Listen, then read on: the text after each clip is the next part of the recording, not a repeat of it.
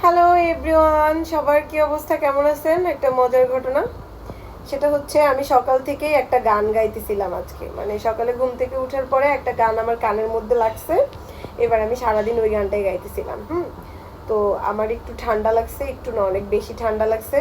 And হচ্ছে আমি যখন কথা বলতেছি আমার নাকের মধ্যে বাজতেছে। এবার আমি যখন চিল্লায় চিল্লায় গান গাইতেছিলাম ওইটাও লিটারালি আমার নাকের মধ্যে বাজতেছিল। হ্যাঁ, তো বলতেছে তোর এরকম একটা গান যদি তুই রেকর্ড করে তুই সোশ্যাল মিডিয়াতে ছাড়তে পারিস, তোর পেজে ফেসবুকে ছাড়তে পারিস, তাহলে বুঝবো যে তোর সাহস আছে।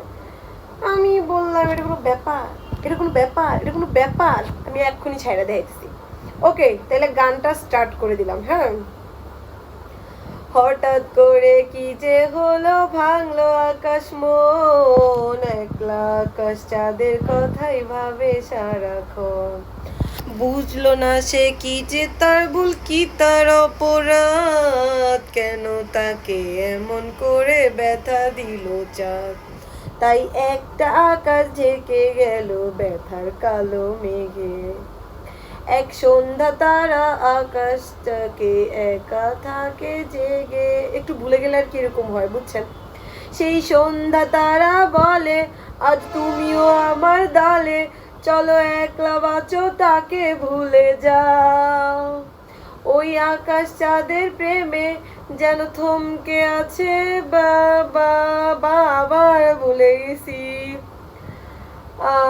চলো একলা বাঁচি তাকে ভুলে যাই।